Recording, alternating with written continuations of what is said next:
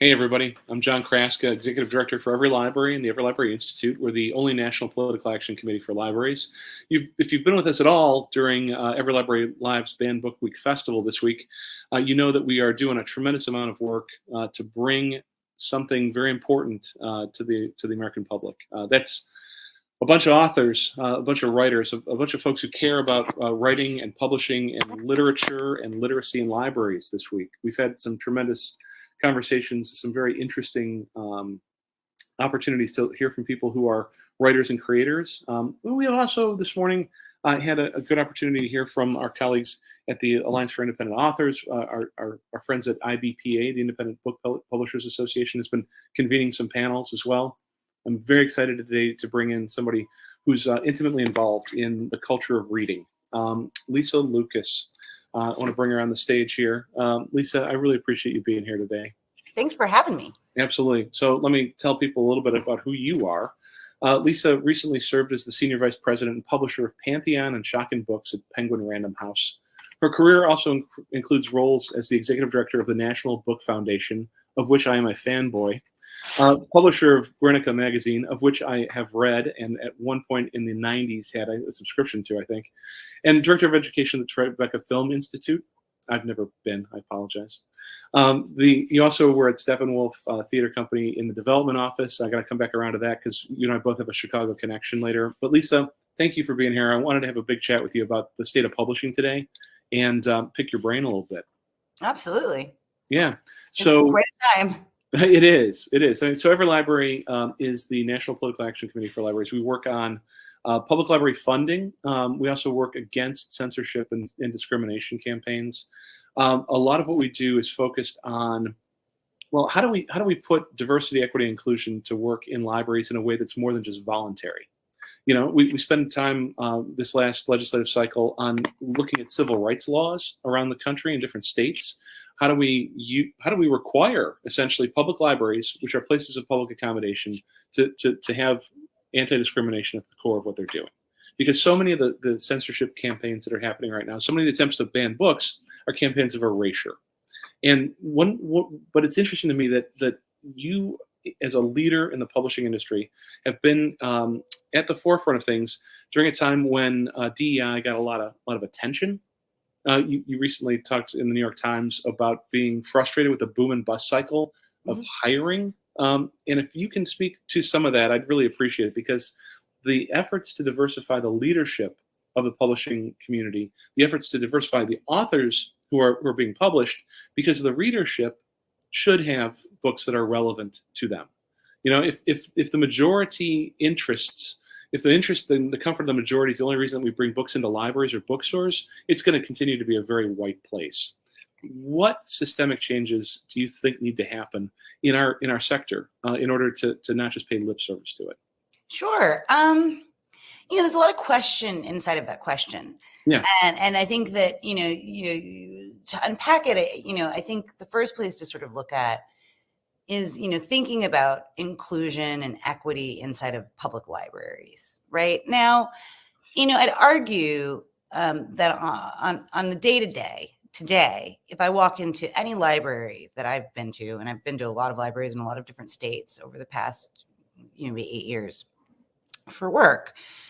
And I'd argue that, in the battle of trying to figure out where in books is there the most thoughtfulness about the reader themselves, it would be inside the libraries. Libraries, as we know, function as, sort of stewards of literature and places where, literature and books and computing and Wi-Fi and bathrooms are accessible, for the general public. And in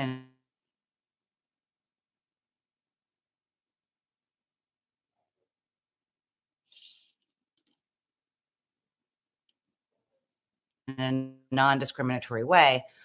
And I think that a lot of great work being done by librarians and by libraries to sort of make sure that the books on the shelves reflect the interests of the community, that, we're bringing up librarians from different communities, from the community that the library serves itself. I think that these are places where there's great strength inside of the sort of library industrial complex. Mm-hmm. but I do think that the history of libraries has not always been one that's been inclusive. When I started at the National Book Awards, the first year that I hosted the awards as the executive director, John Lewis won for the graphic novel March that he had done. And one of the most interesting things about his speech is that he came on stage and he was very emotional.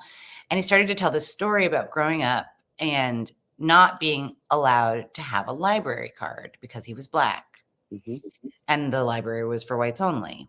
And so I think that it would be a mistake to take some of the great efforts of libraries and the great virtues of libraries and the great, virtuousness of people who work in these spaces for an absolute. We can have spaces that are sort of fundamentally equitable and open just by their very nature, a house, a palace for the people, right? There's a great book about public libraries called Palaces for the People. And actually who we believe is deserving. So, I think that we always have to be hiring from inside of our communities, especially when you're boots on the ground, rank and file serving that community. And not just sort of taking a person who feels that they can be an expert or a leader for that community from outside. So I think that, we always have to keep thinking about, how many voices do we have in the room that can support the constituents? Yeah. Oh, no, you're absolutely correct. Our colleague, Amy Michael at Brooklyn Public Library right now is running a very important study that I'm very jealous that she's doing on library card sign-up policies. And it has a view towards essentially that there's a holdover from the Jim Crow America in the way that we allow people to sign up for library cards. The barriers that we put up systemically for signing up for library cards might be you need a photo ID, but it also, some of them still have, Lisa, I'm ashamed to share this, but some of them still require a letter of reference. Yeah. And that is some of the most racially driven country club BS that is still being Imagine if you needed a voter ID, like if you needed a driver's license to vote, you know what I mean? Like it's like, which we do, right? But it's just like, but when you think about sort of just like that admin is the hardest thing to accomplish when you're working from a place of low resource. Well, but I mean, why do we have these barriers in place? The idea that there is a hangover in the library sector.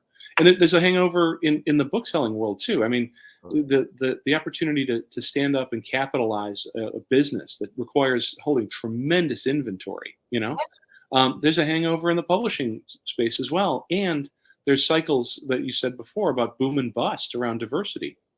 Yeah. So, to finish the thought, about sort of the fact that we need to sort of stay vigilant, I think it's also sort of one of those things like where the world is evolving. I think that we often think about, DEI specifically through a lens of race. And I think that when we only think about sort of equity and inclusion through a lens of race, then we forget about the specific needs of rural folks, of people who are living underneath the poverty line, of people who've had challenges in accessing education, people for whom, paying a library fine may be a function of how difficult it is to get back to the library in a timely manner. And so what are those fines? I just think there's a lot to really think about. And, I think the big mistake about sort of equity and inclusion is like, it's never a room full of racists sitting around a table without anybody else watching, making racist decisions. Right. Okay. It's very rarely a bunch of people like, evil dudes like in Trading Places with Eddie Murphy saying, let's do this. It's so much more pernicious than that. It's a rule that got made 1 million years ago and people getting used to that rule and not wanting to change it and not really being able from their particular perspective to see the value of making that change for anyone else, or thinking that people are asking for things just to be a pain. Versus actually asking for, sort of things that are long-term beneficial for American society. And so I think that people get into a protective stance around change and innovation and evolution that I think is a greater impediment to, increased equity than actual sort of like virulent externalized racism ever is. The thing about working right now on book bans is that the censorship issues are a component. That civil liberties element is a component. But the civil rights side of it is very significant. Whether it's Black and Brown communities, LGBTQIA plus communities, even there's a religiousness to it as well. And I'm not just talking about that Christian nationalist conversation that's happening. No, there's lots of There's a bigotry around religion that's as pernicious. The room full of racists, I run into them occasionally. Oh, they exist. I don't mean to I'm not trying to make it seem that they don't exist, but I find that the mechanics of institutional racism are so different from what we imagine them to be. And I think that you have a particular perspective on institutional racism as well as economic justice that is very comprehensive. You don't solve systems without having all those vectors addressed. Right.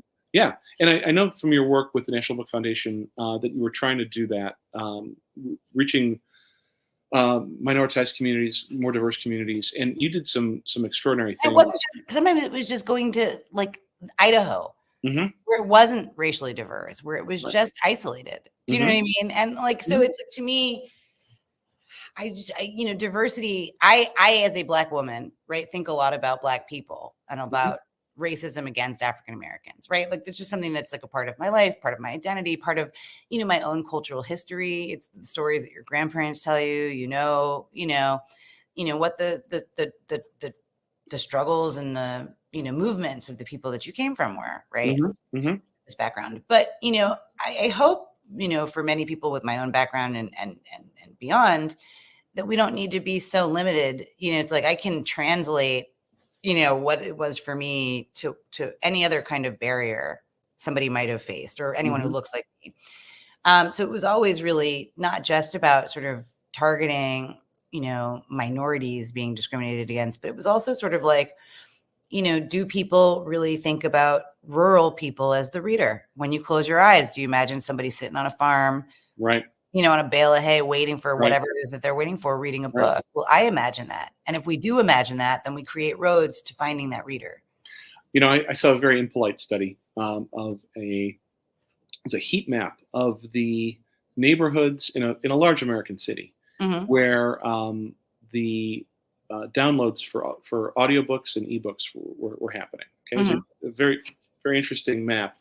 And then an overlay of listenership of the radio stations that the large American city library was advertising on, and then the overlay of the demographics of who we're advertising to.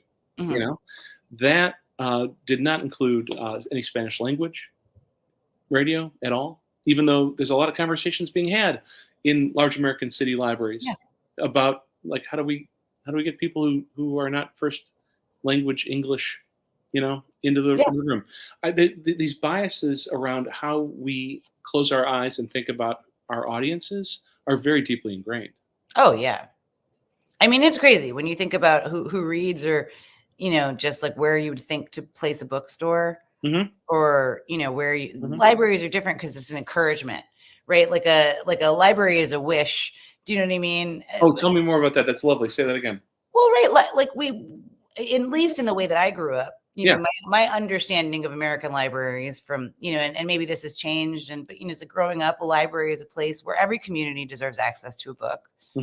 And that at some point in our, national past, 1,000 different communities and, 50 different state governments and one United States government said this is important. And we're going to make sure that these places, and a bunch of philanthropists, right, are going to build all these libraries and say, this is important. We want to build a workforce is what they wanted.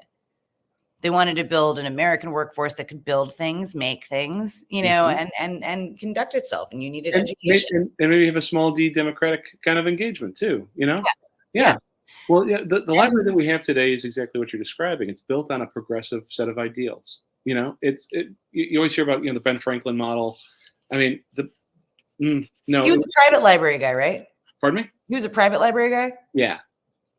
I mean, the idea that there's an egalitarian quality to access. I mean, the progressive ideals that drive tax policy, the progressive ideals that drive access, and that, I'm going to say it out loud, but Carnegie with all those Carnegie libraries was a public-private partnership. I mean, let's be honest about it, I mean, absolutely. And I think right now, it's like, given the state of the government, it's like, how do you do any of this without public-private partnership? I don't even understand how books really do their job without public-private partnership. It's like at a certain point, the readership is down so hard, especially on retail books, from where it was. I mean, it's like how you keep doing this and wanting Americans to know how to read and wanting one of your big cultural apparatuses to survive. Why are we not giving tax breaks? We're giving tax breaks for every single, New York, New Mexico, Georgia, have incentivized film production through tax breaks. Yes, we do. Extreme way. And why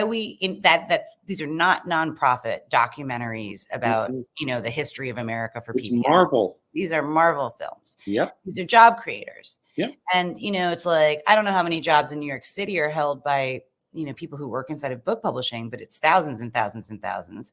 Yeah. Then you've got all of the bookstores, and then you've got all of the ancillary industries that serve, books and media. I mean, it's just like, and you really want people to be reading these books. Why would you not create a tax incentive? This is when I put your follow Lisa at Twitter and Instagram out, because lately it's been gardening and cats, but I will eventually get back to business. Well, but I mean, this tax policy conversation is exactly why we're hanging out today with C3, C4 for libraries, because I've looked at the model in the UK and other places in Europe where there's essentially a revenue share with authors, from library book circulation, and that's a governmental approach to saying thank you. It's not just one sale and we're done, Right. And the right to lend is a big conversation in libraries right now, as well. I mean, we have to have the ability to lend, which means you have to have the ability to own something in order to lend it. But what you're describing here, Lisa, I've been in this business for a long time. This is a new idea. What you're talking about in terms of tax breaks for the creative economy of book publishing, maybe you've had this conversation with. I've had this conversation before, but it's just like, I don't, for me. But on the library side, I haven't. I'm not the governor. I'm not, it's like I'm not, in politics. But it does seem to me that it's all of these incredible ways to incentivize consumerism in America, right? And we also have every single politician on the world stage talking about how. Not every single, but like lots of Democratic politicians talking about just how difficult these bans are and all of the threats and the threatens to defund the NEA, threatens to defund libraries, threatens to remove the Department of Education, all this stuff. And it's just like at a certain point, when do you not use your best, strongest economic interventions to support literacy and readership?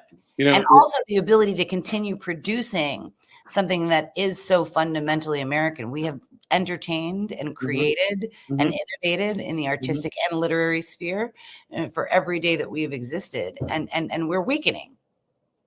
I'm going to put it. I want to write something. So we work as a political action committee for libraries. We write and pass bills sometimes. Now, granted, they're all good. It's not like we're some sort of ALEC. No, totally.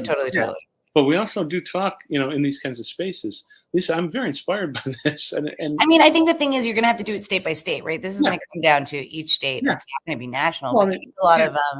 But right now in Arkansas, they charge sales tax to public libraries over purchasing books. Like what the heck are they doing? They've tried to have that repealed a couple of years. It hasn't gone anywhere. But you're absolutely correct about the creative economy.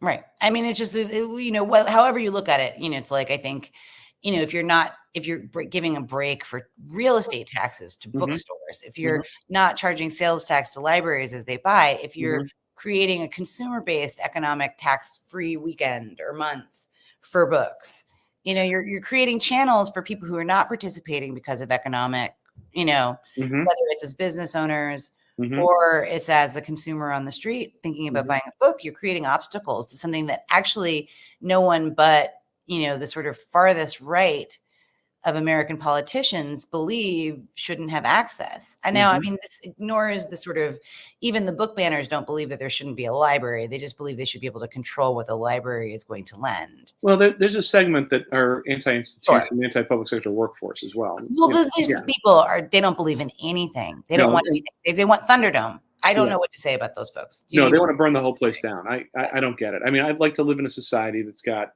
clean water, roads and bridges. You could have just said live in a society and just stopped. Yeah, that's right there. Yes, thank you. Absolutely. So tell me a little bit about the Book Rich Environment Initiative. Oh, my favorite project ever. Well, I mean, that was actually I think it's super powerful, but go ahead. It was a public, private, and nonprofit collaboration that I think, to your point earlier about the fact that these things really work very well. So I had gone down to DC with the then Secretary of Education, John King, to do like a little event just about reading and literacy. And we gave out some books and it was very cute. Secretary of the Interior was there. And we were riding back in the car and he, Secretary King at the time said, hey, I really want to talk about, we're doing this program to highlight how much work is happening through HUD, with literacy, but it doesn't feel like it makes any sense if we're not going to give new books. And so for me, it just felt kind of like, well, I know some people who might be able to donate some books, and I have an organization that would be interested in sort of facilitating, the programming around this. So we ended up working with the Department of Ed, the Department of Housing and Urban Development, with the public libraries. We worked with, I cannot remember the group of libraries that we were working with. Forgive me. Don't worry. But a collective of libraries. And we basically designed these kind of custom programs all throughout the nation. I think we hit, they might now, I've been gone for a couple of years, but I think that they've been, maybe have hit almost 2 million books now. Yeah, that's an extraordinary number. Right. So, and what we did was, if it was in New York, we went in with a just pallet full of books and laid them out in a gymnasium right on the grounds of the Public Housing Authority.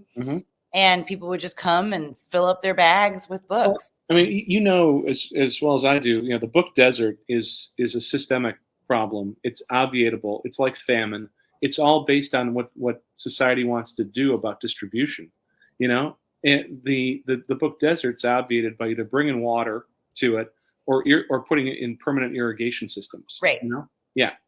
So the idea that there's a there are structural solutions to these problems. Yeah. The idea around book rich environment, though, that breaks through that race class narrative and really roots in personal identity. Literature and access to reading is personal identity. Literature and access to reading materials is economic attainment later on in life. Yeah. It's educational attainment. It's health outcomes. I mean, also just home ownership. It's like libraries do a lot of work, but having books in the home, having parents participate in that relationship to the books, this is important. So it was like a kind of 360 degree kind of, okay, we're going to sign you up for a library card. So that you can keep doing this. We're going to give you some books. They're going to be high quality. That's an irrigation system. Yeah. Yeah. You're going to do this with your parent.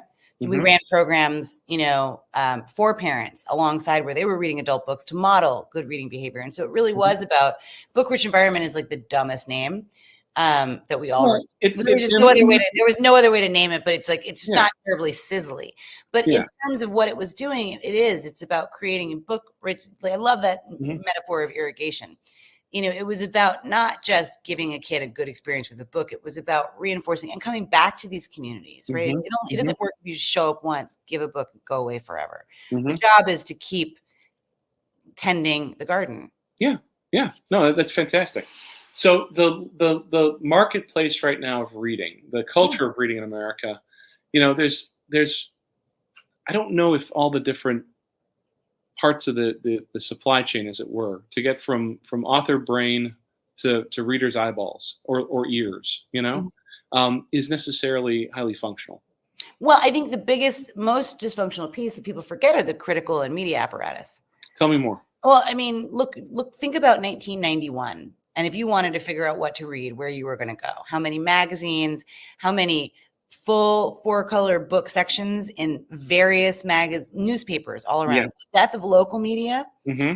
you know, where a hometown writer was famous. You know, it's like Stephen King's media in 1979 Mm-hmm. or Mm-hmm. 1983 in Maine alone. Mm-hmm. Probably astonishing. You probably couldn't know that you had a writer in Maine that was performing at that level based on just the quality of local media in the late 70s and early 80s. Mm-hmm. Mm-hmm. Flash forward to 2024, and you have, I mean, every single day a newspaper is being bought by a conglomerate. Every day, you know, a book section is shuttering. There's layoffs everywhere. And so, of course, we can pay attention to what's happening at the publishers, right? And we can, you know, and the bookstores are having trouble, but they're not, it's not like 1995 when Barnes & Noble was closing every local indie. That's right. So, or Crown, by the way. That's my Yeah. yeah, go ahead. You know, and so, and Barnes & Noble is really valuable to many communities now. And it's a totally different, you know, sort of footprint and, you know, place in the literary mind than it did when it was, you know, the horrible monster pre-Amazon killing everything. Or Crown. But go ahead. Or Crown. Yeah. So I lost my train of thought mildly, but I think what I'm just trying to say is that I think you have a real problem. The media landscape, though, because I mean, this isn't going to save us on Book Talk, is what you're saying. No, it's you know, you need other people to be focusing on books besides, like, you know, NPR and PBS are doing God's work, right? Like, it's like they're like, our public media is robust and they're doing a job, but they're working to keep eyeballs and eardrums fixed on them. You know, but the, you know, Vogue doesn't necessarily always focus on books. You don't see authors on their covers. We don't treat our literary icons like we treat people who do music, theater, dance, anything else. There's like, we just don't treat folks like that. You know, it's like, I mean, aside from book clubs, reading is such a solitary activity, though, you know? And so I always said it's not. I think it's not. I think we do the work, the reading by ourselves, right? Okay. You know, we sit and we read a book, but what's the first thing you do when you read a book you love? Well, you know, you say to somebody you love, yes, this is something that they might love. And there's your first sort of, you know, there's your first moment where the fact that you read exits your brain. It can be isolated, but mostly just like when we see a movie or a show or listen to a podcast, we want to engage. We want to talk about it. We want to unpack it. You know, every reader that's communicative, right? And every reader doesn't have to be, but every reader who's like communicative is going to bring two readers behind them. You know, and every reader who uses social media, do you know what I mean? Or writes a review on Goodreads or Amazon or, you know, like not an ignorant one, just like a proper actual telling of how they felt, who tweets about it, who does a TikTok or whatever. You know, that's a huge amount of eyeballs. And I think that is the nature, the social nature of books. I mean, we've always had salons. We've always, you know, had debates. We've always, you know, had book events and launches and parties and people I gotta say, this newest literary festival, the EveryLibrary Live and Books Week Fest. So yeah, exactly, because we are thoughtful people who want to talk about stuff. Yeah, we like, just like we talk about music or movies. You know, so you're not talking to somebody through a movie. You experience a movie alone too. You might be sitting with someone. Yeah, there are elements of parallel engagement. You're not wrong. I'm sorry for being so reductivist a moment ago. No, not at all. But I think the more we remind people that it's a very social behavior, the more routes towards innovative recruitment of new readers. You know. Yeah, we've been supporting a project here at the EveryLibrary Institute side, our nonprofit public policy side of things, called the Freckle Project, which has been asking a really important question of the American public, which is, where did you get that book? You know, and so something like 22% of Americans say that they got the most recent thing that they've been reading from the public library. Nice. And then we ask them, how did you discover it? How did you discover that book? It was, and only 7% of readers say it's hand sales or hand recommendation. Everything else, 93% of reading is discovered either because somebody gave it to you, somebody said you should, you saw, it's an author you like, it's a topic you find interesting, you know? And the social side of that, the communal side of that, not to minimize hand sales at a bookstore or No, recommendations. I mean, they all matter. It all matters. Yeah, it's all part of the ecosystem. But the driver here is, I mean, we saw during the pandemic, we started helping with this survey work in 2019, and we saw during the pandemic that where readership changed was format. Ebook and audio came up like crazy, as you know. But also what happened was that the occasions to give gifts, the occasions to do book clubs during the pandemic, you could see it in the data that people were receiving fewer books from people that they loved, you know, and they were receiving fewer opportunities to interact around something that they love. The dip on personal got replaced by, I mean, really, it got replaced by online sales, you know? Yeah, I mean, because it was boom years. Yeah. But it wasn't actually, we had boom physical. Like publishing actually had boom physical during the pandemic. Yeah. It was actually, sales were bonkers. Yes. Super good. Yeah. But it wasn't audio and E. Well, the library side was audio and E. It's in that, but it's like, but in the marketplace, we sold a lot of physical books. Yeah. A lot of physical books. Yeah. I'm glad that we're having this conversation today. You did something to me earlier, and I'm going to come back around to it later with you. You gave me you put a hell of an idea out there, and you made me raise my eyebrow about that creative economy tax rebate thing. Though I want to talk to you. And also thank Harold Augenbraum, who ran the National Book Foundation before me, who we both have been on this bus for years. Have you been? Okay. Well, I'm gonna get on the bus with you on that one. Lisa, this has been a great conversation. Wow, this is great. You. We ate up a half an hour. I know, it went by like a breathe. Oh, did it? Good. I'm glad that you thought so.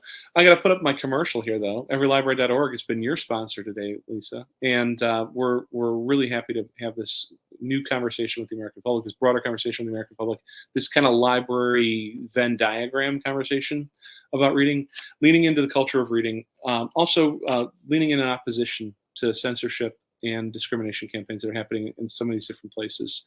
Fightforthefirst.org, folks. If you need a hand, we're here to help. And like any good fundraiser, Lisa, you got to tell me for a minute about Steppenwolf before we leave. You were at Steppenwolf for a little while. Gosh, back when I was 21 years old. Fantastic. I'm in suburban Chicago. You know, I did a little theater coming out of college myself. I mean, you were there what year? 2001. 2001. I don't know anybody from the company. Maybe 2002. It was a long time ago. Yeah. Great place. Yeah, but I mean the hours, the approach. I mean, it's a hell of a company still. You know, that was true. It always will be. I think Steppenwolf was one of the great theater companies. In this here nation. No, that's really fantastic. But you know how important it is for me to put up this thing about donate today, folks, because what we're doing here at EveryLibrary is all pro bono and for free for libraries and for the people that they try and serve. So drop a dime at everylibrary.org/2024. Lisa Lucas, thank you again for today. I'm looking forward to the next opportunity to chat and maybe get on that bus with you. Yeah, awesome. Thank you so much for having me. This was terrific. Absolutely. Cheers. Cheers. Bye.